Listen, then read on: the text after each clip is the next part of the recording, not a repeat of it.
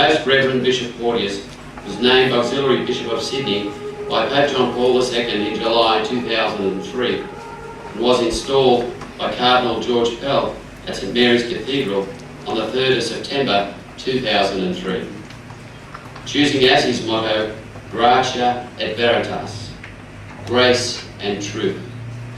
Bishop Porteous was appointed Rector of the Seminary of the Good Shepherd in Sydney in January 2002 and served in this role until the end of 2008.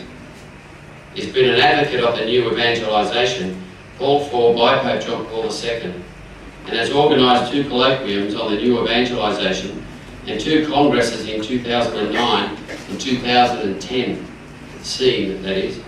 Bishop Porteous became patron of Family Life International's 40 Days for Life campaign in 2010 and has continued in this role since, helping to make this groundbreaking campaign a great success. I have much pleasure and a great honour in welcoming Bishop Julian Porteous.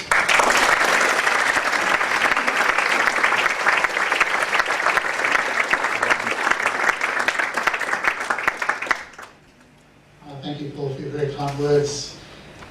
I was thinking today, just for this talk and being here at the conference, the words that St Peter said to the Lord on Mount Tabor at the time of the Transfiguration, "It is good for us to be here." Isn't that true? It's good for all of us to be here at this conference, to come together to, through this conference, to receive fresh inspiration for this very important work of the proclamation of the truth about the sacredness of human life.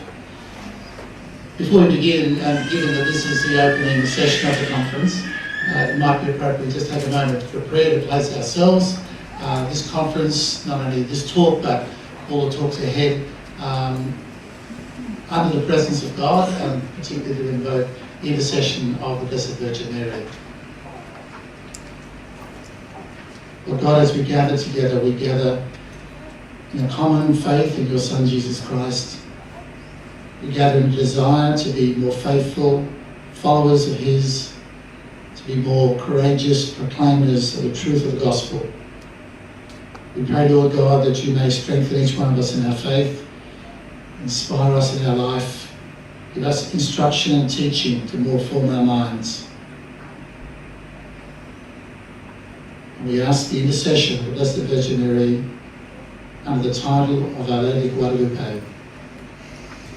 Amen. Amen. The Son and Holy Spirit. I'd like to speak, the subject of my talk is that society needs spiritual roots. Our Australian civil society is really founded upon principles and an understanding of human life that is based quite profoundly within Christianity. And one could argue, I think, more particularly they're grounded within the Catholic tradition.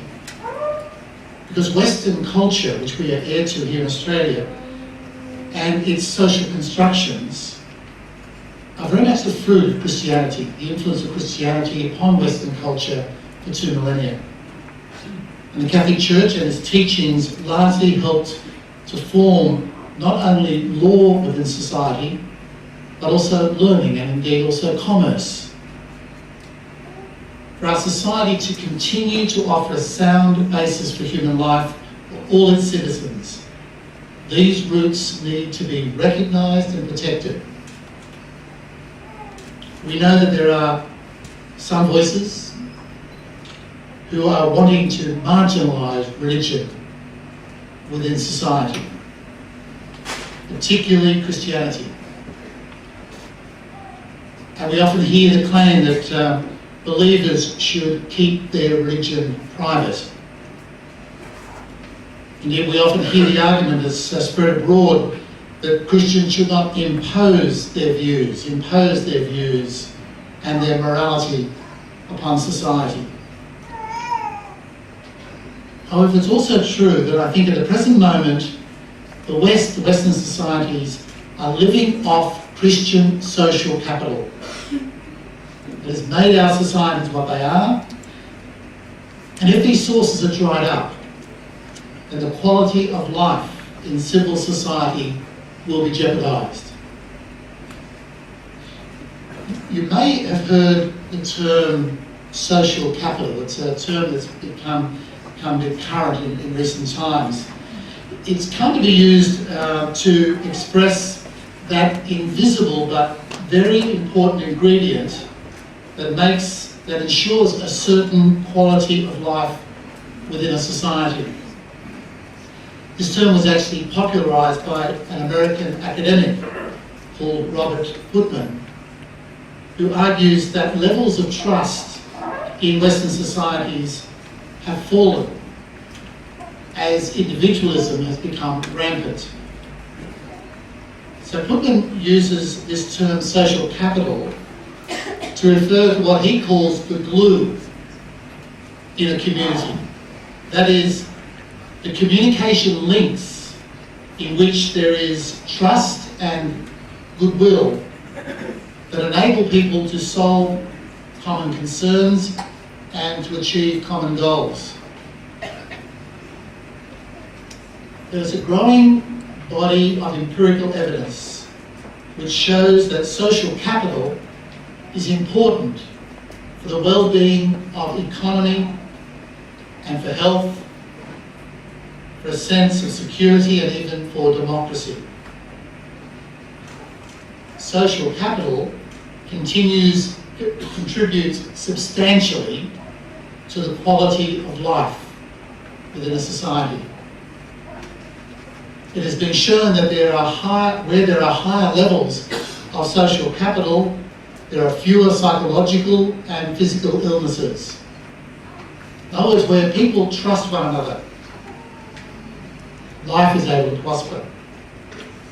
And it also, where there is a stronger element of trust in a community, business prospers. People are able to enjoy life because they can feel safe and secure. Current literature on this subject suggests that the stocks of social capital in many Western nations are being depleted. You know, when we speak about the link between religion and social capital, it's useful to note that the word religion comes from the Latin word religare, which actually means to bind. And of course, that's what religion does. Religion calls into unity. And throughout history, religion has bound together communities and cultures. Religion has held people together through difficult, desperate times. Religion provides a basis for a way of life. So religious faith provides a moral foundation to civic life. And faith gives meaning to community service and goodwill, forging a spiritual connection between individual impulses and great public issues. That is, religion helps people to internalise an orientation towards the common good.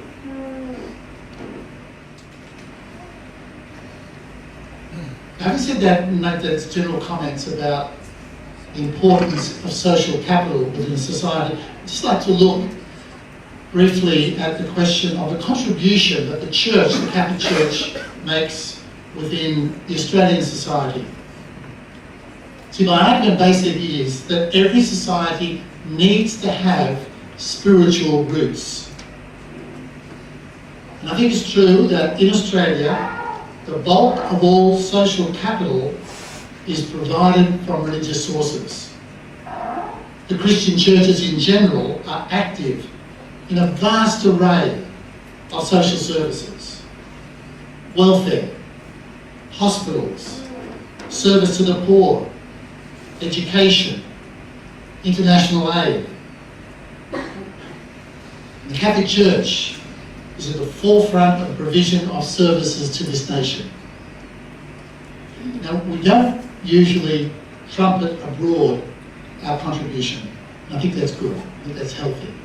We've often gone about the tasks that we have without making a great deal of fuss about the contribution that we're making.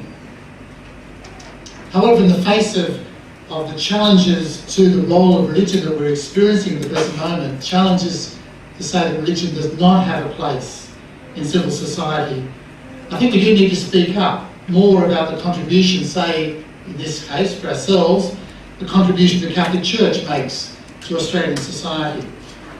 So I'm indebted here to Father Richard Leonard, SJ, for the following information.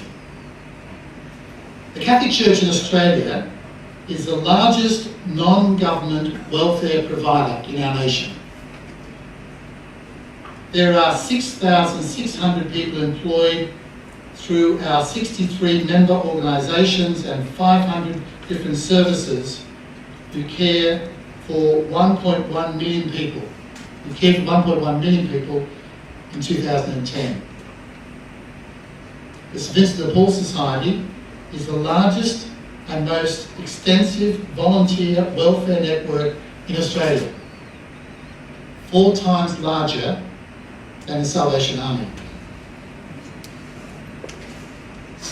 Under the auspices of Catholic Healthcare, of Catholic Health Australia, there are 66 Catholic hospitals with 8,900 beds.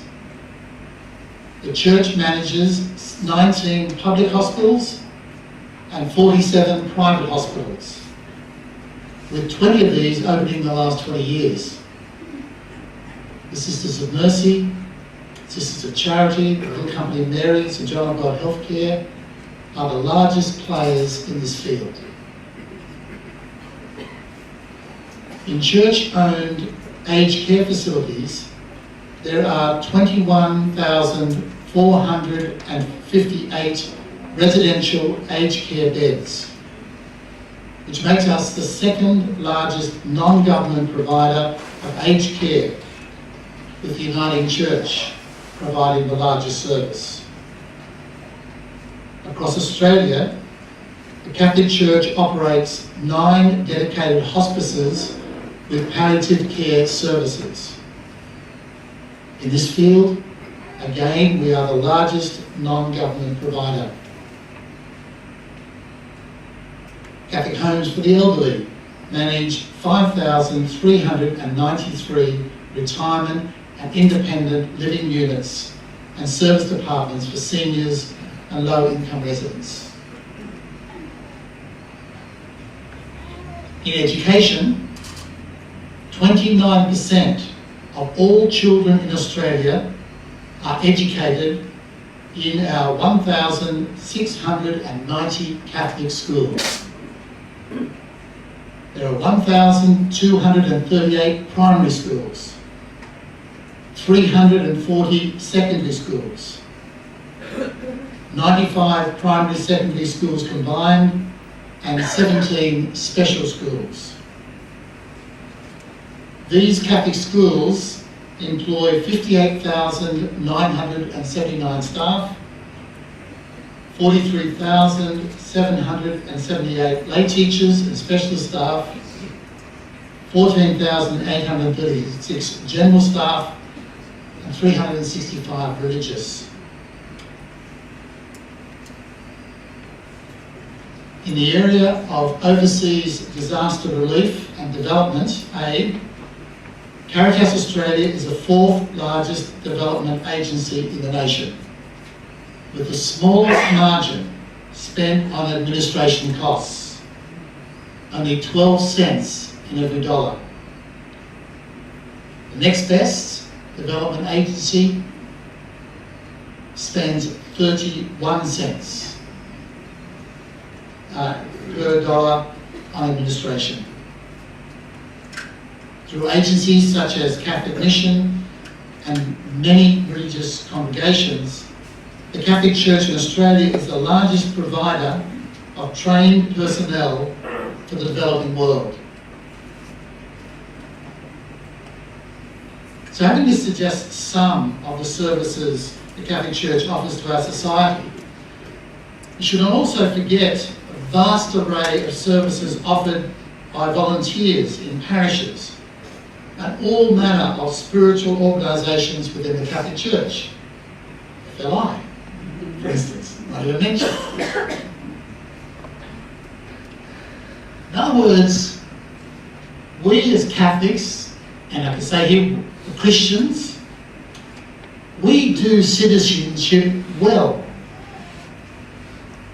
It's not only our works, but the Church, by its nature, fosters community relations. See, faith unites people in a way that civil causes like environmentalism can't. I've heard it said that in a small country town, people can manage to lose the bank, the doctor, and other services. But if a parish closes, the town dies. In his apostolic exhortation, Deus Caritas Est, Pope Benedict XVI made the point that society is not just based on rules and regulations, even when they can be judged to be just. And he states, there is no ordering of the state so just that it can eliminate the need for the service of love. Whoever wants to eliminate love is preparing to eliminate man as such. There will always be suffering which cries out for consolation and help. There will always be loneliness. There will always be situations of material need where the help in the form of concrete love of neighbour is indispensable. The church, the state, which would provide everything, absorbing everything within itself, would ultimately become a mere bureaucracy incapable of guaranteeing the very thing which the suffering person, indeed every person, really needs, namely loving, personal concern. It's this dimension of love. It's this capacity Christians to provide loving personal concern that is a distinctive contribution that we are able to make to society. He goes on to speak about the contribution that the church can make, and he says this: the church is one of those living forces. She is alive with the love enkindled by the Spirit of Christ. This love does not simply offer people material help, but refreshment and care for their souls, something which often is even more necessary than material support. In the end, the claim that just social structures would make works of charity superfluous masks a materialist conception of man, a mistaken notion that man can live by bread alone, a conviction that demeans man and ultimately disregards all that is specifically human.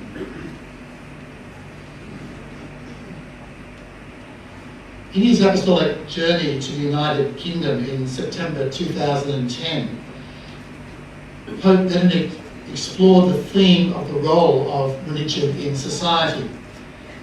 In the hallowed settings of Westminster Hall, the Pope said this: religion, in other words, is not a problem for legislators to solve, but a vital contributor to the national conversation. In this light, I cannot but voice my concern at the increasing marginalisation of religion, particularly of Christianity, that is taking place in some quarters, even in nations which place a great emphasis on tolerance.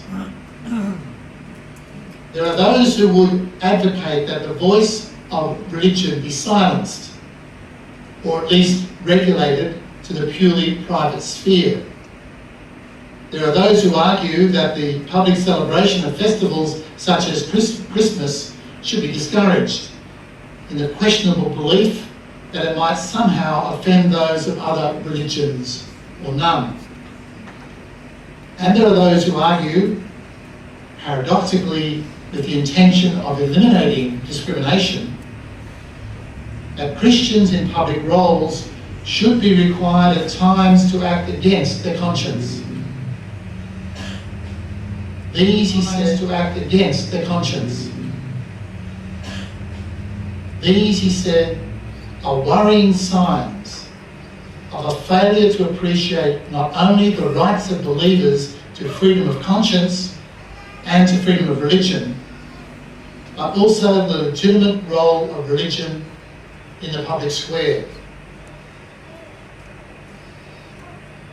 See, religion is vital not only to the life of the individual believer, but has also a vital role to play in the well-being of a society as a whole. It provides a resource to strengthen and nourish this social capital that I spoke of. It provides a vast array of services to a society as a whole. These services are what I sometimes call providing a certain X factor. Because apart from the provision of professional services, there is a level of motivation and personal commitment which flows directly from the Christian faith that has often inspired the development of the service and continues to be at the heart of its mission. It's good these days and necessary these days that many of our agencies in the church are concentrating upon what is their Catholic identity. In other words, identifying the fact that there is something distinctive about what we do and how we do it. And many agencies are really seeking now to, if you like, discover and appreciate more clearly this particular X factor, so that those involved in the work of the agencies will more understand its truly Catholic character. Because this is simply a recognition that our Catholic services are inspired by what Pope Benedict has spoken of. They are finally inspired by the love of God. In the end, we can say that it is our faith in Jesus Christ and our response to his call to love and service that is a special feature of the Church's service to society. However, we can't just stop there. It's not only the fact that as Christians that we make a contribution to the social capital in a society, but we must also be a voice on moral and social and ethical issues that impact upon the society. And this is a vital role that the Church does play and needs to play. The Church has insight into moral questions. And so this becomes a very particular service that the Church can render to a society. In the end, it is a service of truth. Often in the face of political pragmatism and the fickleness of public opinion, the Church can offer a service that is based in its spiritual roots and in its long history of reflecting on the human condition. As Pope Benedict has often said, and John Paul said as well, the Church really is an expert in humanity. And this expertise is something we can contribute to the public debate. This voice, though, at times, because it often goes against the current of opinion, must be courageous, because it has to run counter to popular views or to political leadership within the society. So looking at this question of being a courageous voice, I'd like to speak about one example. One example of a voice which was a courageous advocate of true humanity. Cardinal Clemens von Galen, now beatified, has been called the Lion of Munster. He became Bishop of Munster, Germany in 1933, a critical year in German history, which saw the ascendancy of the Nazi Party. Initially as bishop, von Galen campaigned against the totalitarian approach of the Nazi Party to national education, appealing to parents to insist on Catholic teaching in the schools. Shortly thereafter, von Galen began to attack the racial ideologies of the new regime. It was in 1941, in the midst of the Second World War, that Bishop von Galen gave a series of 3 sermons protesting against Nazi policies on euthanasia, Gestapo terror, forced sterilisation, and the concentration camps. His attacks on the Nazis were so severe that the Nazi official Walter Tisler proposed in a letter to Martin Bormann that the bishop be executed. The Nazi authorities were concerned that such an action would alienate a large number of Catholics on whom they depended for the war effort. So Bishop von Galen was not arrested, but numbers of his priests were, and sent to concentration camps, where many died. The great sorrow and sadness of the bishop.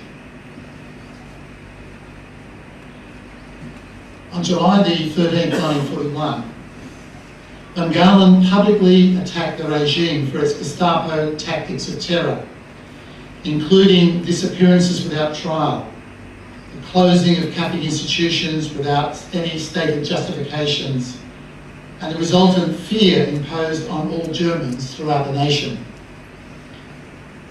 The Gestapo, he argued, reduced everybody, even the most decent and loyal citizens, to being afraid of ending up in a basement prison or a concentration camp. He attacked the Third Reich for undermining justice, the belief in justice, and for reducing the German people to a state of permanent fear.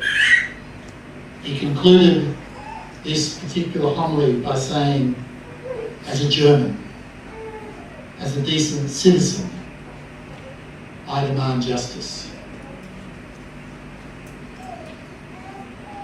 In a second sermon, preached on the 20th of July 1941, von Galen informed the faithful that all written protests against Nazi hostilities have proved to be useless. The confiscation of religious institutions continued unabated. Members of religious orders were still being deported or jailed. He asked his listeners to be patient and to endure, and that the German people were being destroyed not by the Allied bombing from the outside, but by negative forces within.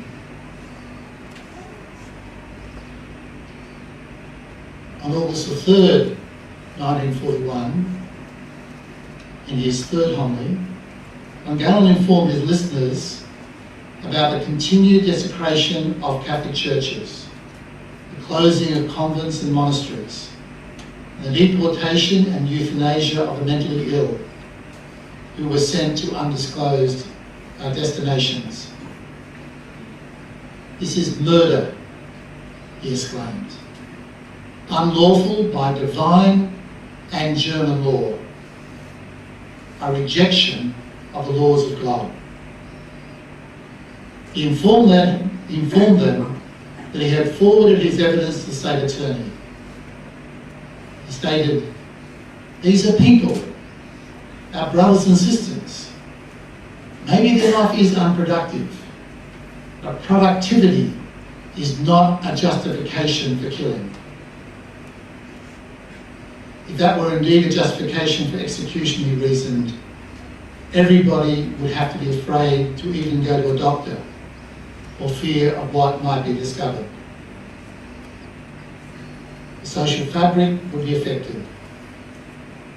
Von Galen then remarked that a regime that can do away with the fifth commandment, "Thou shalt not kill," can destroy the other commandments as well.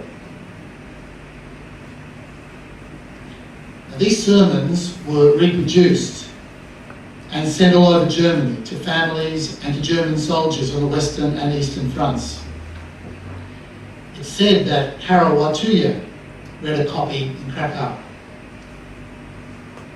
The resulting local protests in Germany broke the secrecy that surrounded the euthanasia program to this point. Cardinal von Galen has been beatified by the Church. He was a courageous voice, speaking out against threats to the sanctity of every human person. He was a voice for truth, the dignity of every human life.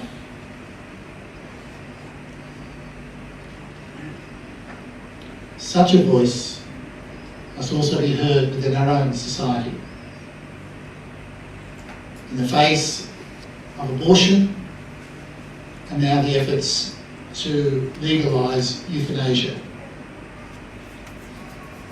it is a voice that is raised to say that every child conceived in the womb is a precious new human life,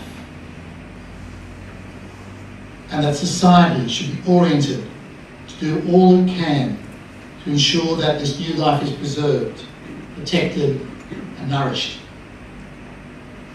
And it is a voice to say that every human life should be protected until its natural end. So we must continue to raise our voices in the cause of human life. You see, religion is vital to a society.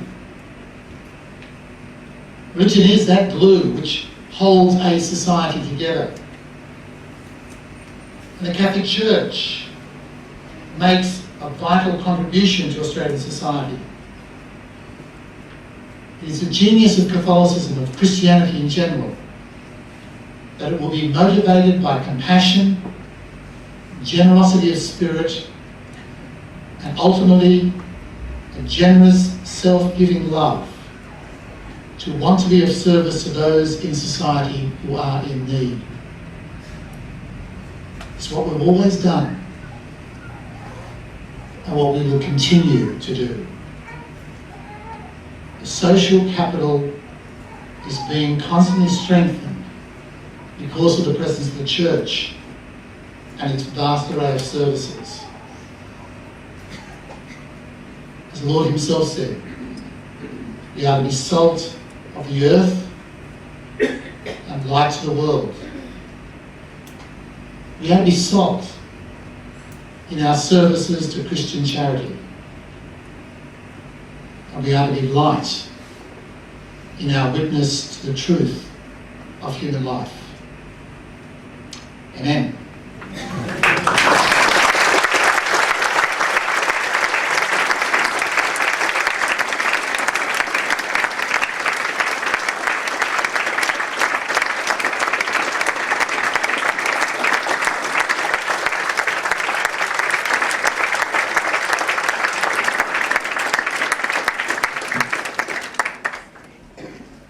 Thank you very much, my Lord.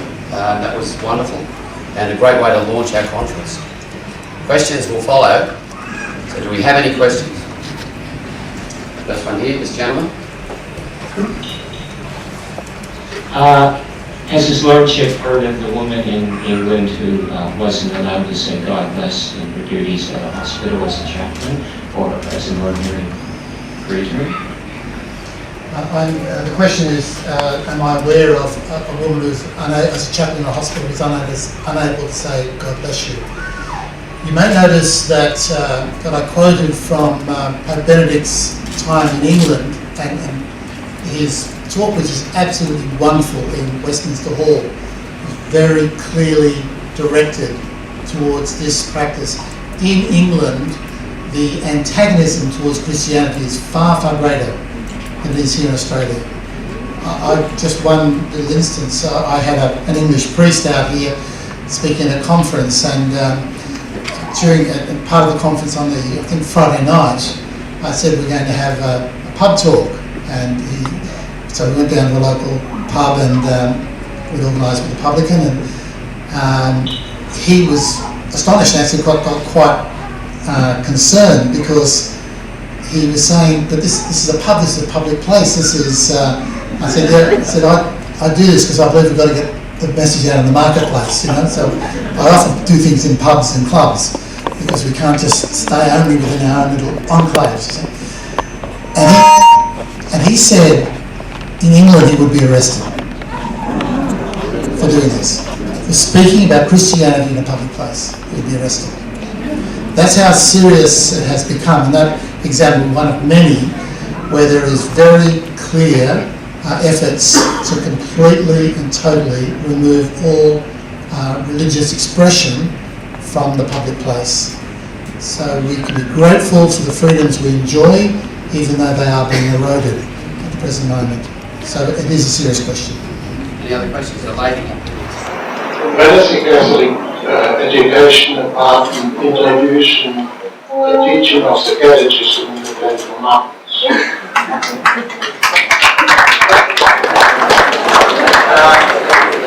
Where does the Catholic Education Catholic Education Department introducing teaching of the Ten Commandments?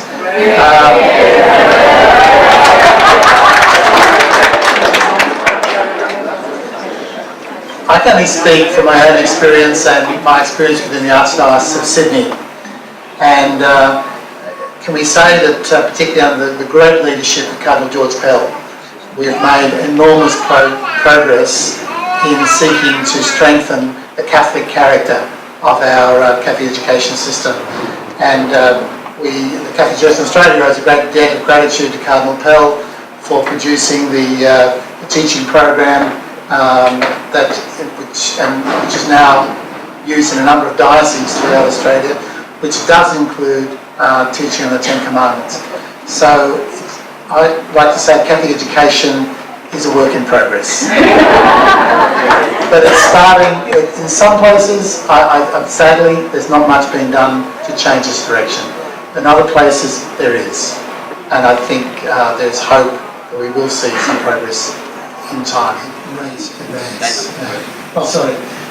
There's a new, what's it called, disabilities insurance scheme, I think it's a title, that's being introduced. It has bipartisan support, and how can this assist disabled people to contribute more to the society?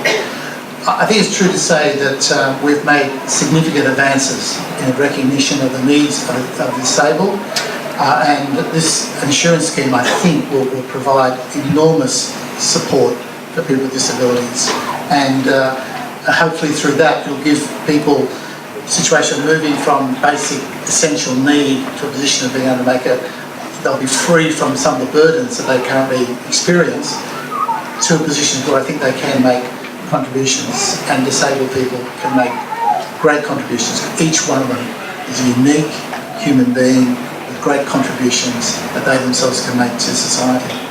Yeah. Gentlemen. My Lord, this question comes from a Victorian, which has the worst abortion laws in the Western world.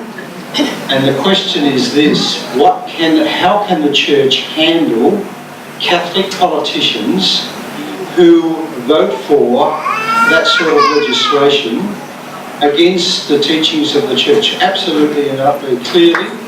How does the Church handle them? There's a sort of a bigger debate whether you excommunicate them or you do something formally or informally.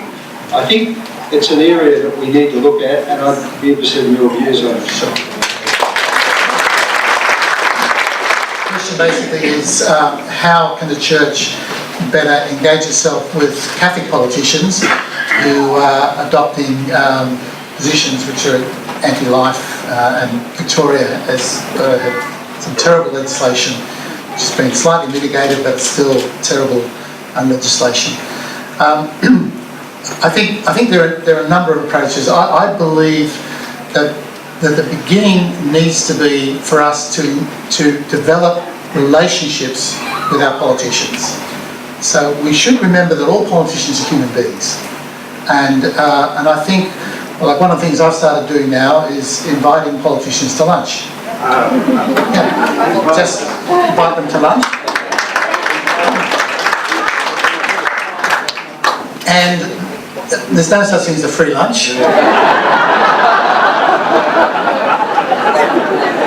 So at some stage the conversation turns to a couple of matters that I want to discuss. Some of them say I was waiting for that, Bishop. But I think that's important. A Catholic politician made a very good point to me once. He said to me, in my role in Parliament, and he's a committed Catholic, he said, I've never been approached by a priest or a bishop at a personal level. Wow. And so politicians can feel very isolated themselves and often to subject to all sorts of forces. Now certainly there's important places for lobbies and lobby groups, and there are many, we're better organised now in a whole lot of ways. There are so many different Christian lobby groups working to present a Catholic opinion on things. And those things are all very important.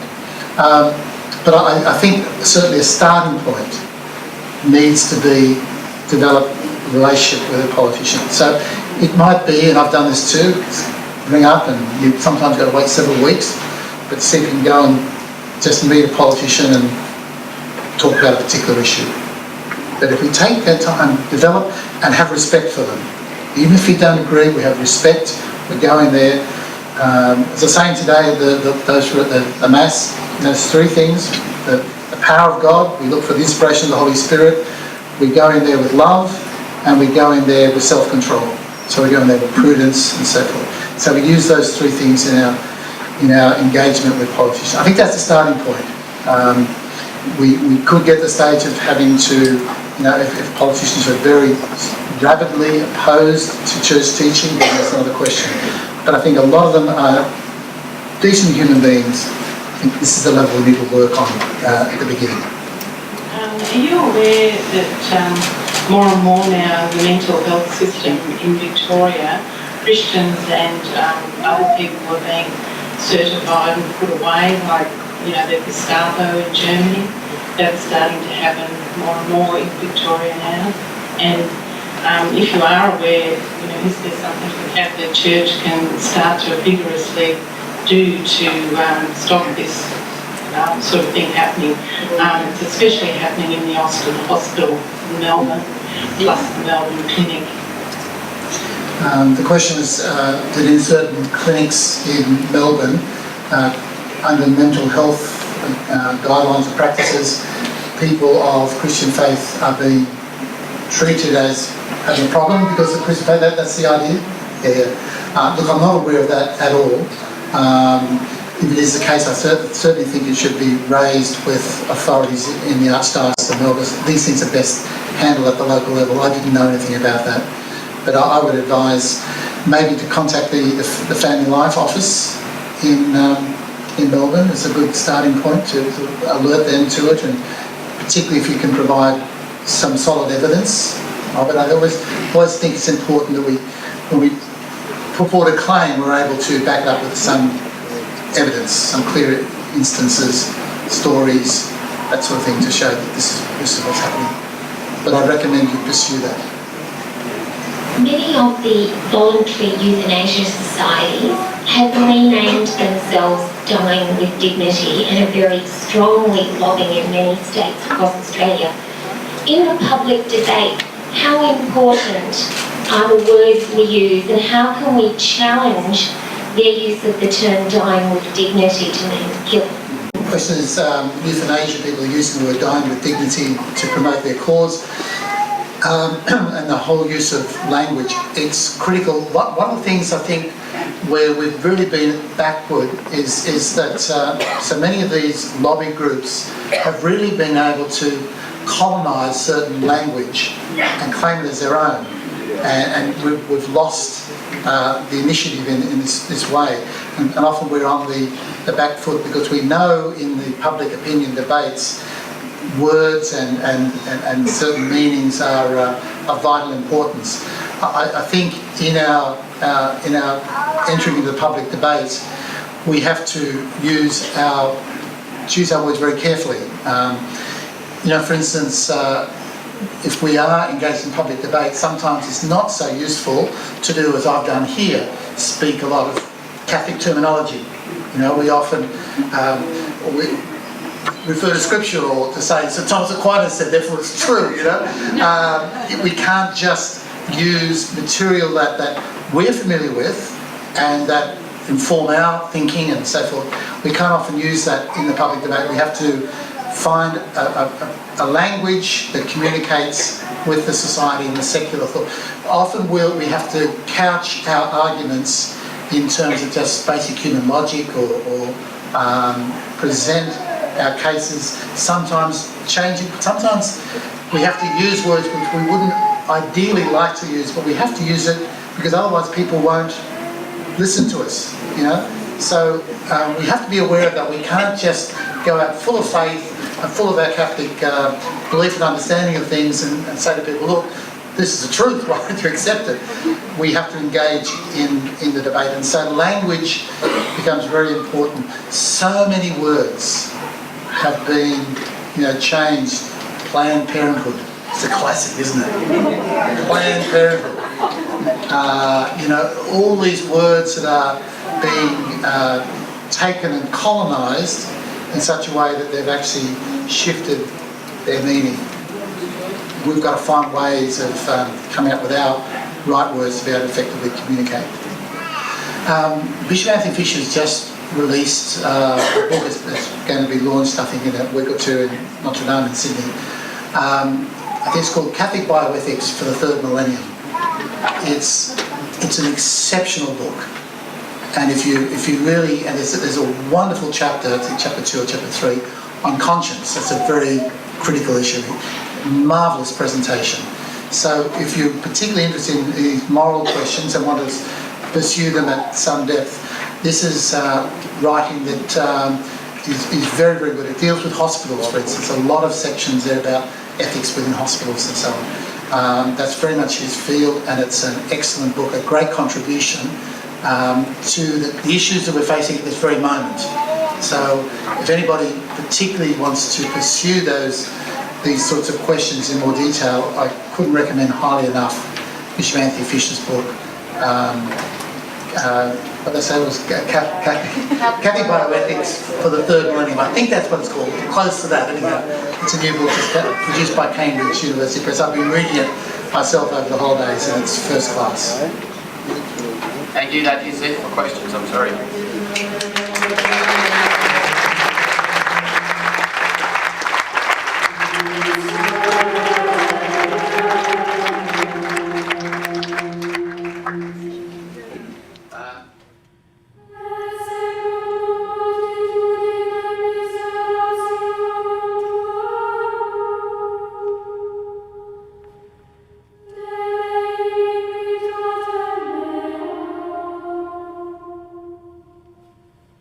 Yeah.